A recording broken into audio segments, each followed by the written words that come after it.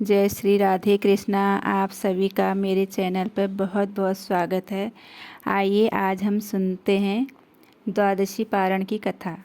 जो भी भक्त सच्चे दिल से भगवान विष्णु की और माता तुलसी भगवान शालिग्राम की पूजा करते हैं, एकादशी का व्रत करते हैं, इससे भगवान अति प्रसन्न होते हैं और अपना कृपा प्रदान करते हैं। एकादशी का व्रत जो कि सभी प्रकार के पापों को नष्ट करने वाले होते हैं, तो इनका पुण्यों का उदय होता है। सभी हिंदू धर्म में तुलसी का बहुत महत्व माना गया है।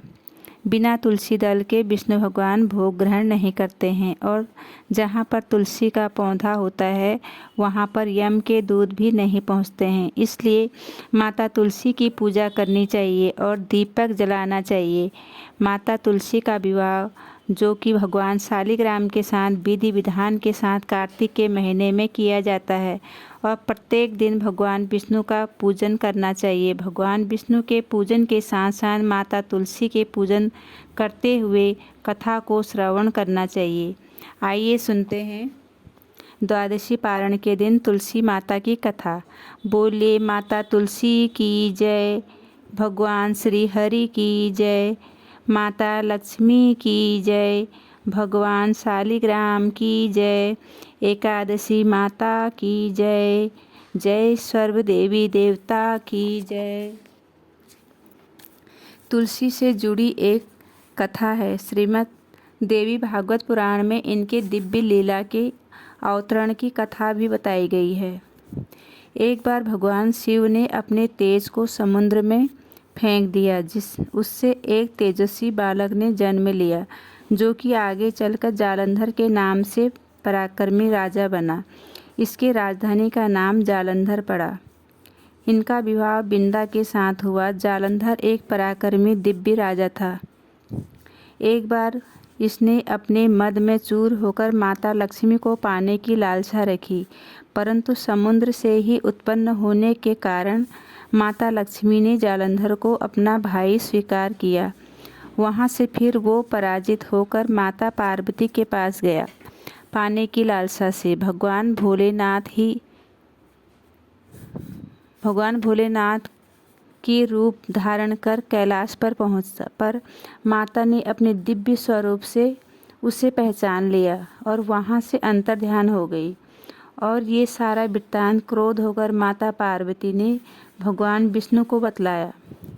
जालंधर की पत्नी अत्यंत पतिव्रता नारी थी जो कि भगवान विष्णु की प्रिय भक्त थी। उसी के पतिव्रता धर्म के वजह से जालंधर न ही मारा जाता था और न ही पराजित होता था। एक दिन भगवान विष्णु ऋषि का वेश धारण कर वन में पहुंच गए। वहां बिंदा अकेले ही भ्रमण कर रही थी। भगवान के साथ दो मायावी राक्षस भी थे जिन्हें देखकर बिंदा भयभीत हो गई। ऋषि ने बिंदा के सामने पल में राक्षसों को भस्म कर दिया।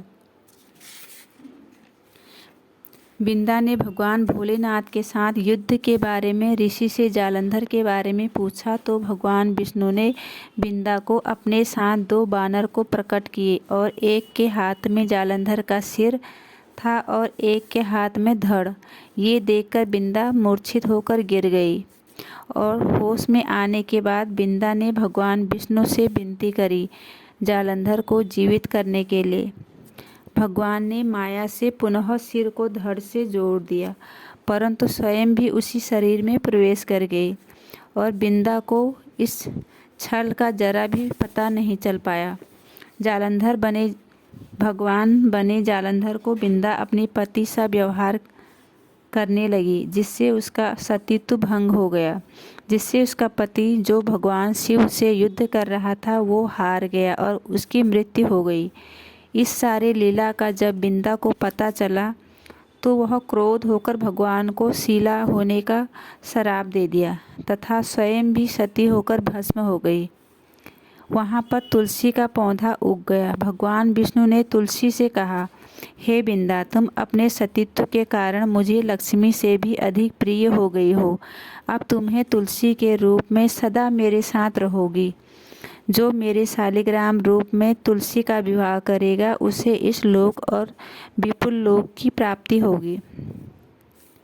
गंगा और नर्मदा में स्नान करने से जो पुण्य प्राप्त होता है वो तुलसी की पूजा करने के बराबर माना जाता है। चाहे व्यक्ति कितना भी पापी क्यों न हो, उसका भी उद्धार होता है। जो व्यक्ति मृत्यु के समय मुंह में तुलसी दल व गंगा जल मुंह में रखकर निकल जाते हैं, जिसके प्राण वह सीधे बैकुंठ धाम को जाते हैं। जो व्यक्ति तुलसी व आंवले की छाया में अपने पितरों का श्राद्ध करते हो वो भी मोक्ष प्राप्त करते हैं। जो भी भक्त सच्चे श्रद्धा से भगवान विष्णु की पूजा करते हैं, भगवान विष्णु का तुलसी दल अर्पित करते हैं, भगवान शालिग्राम की पूजा करते हैं, सभी प्रकार के मनोरथ सिद्ध होते हैं। तो बोलिए भगवान विष्णु की जय, माता लक्ष्मी की जय, माता तुलसी की जय, भगवान शालिग्राम की जय, सर्व देवी देवताओं की जय। जो भी भक्त सच्ची श्रद्धा से पूजा करते हैं वो बैकुंठ धाम को जाते हैं।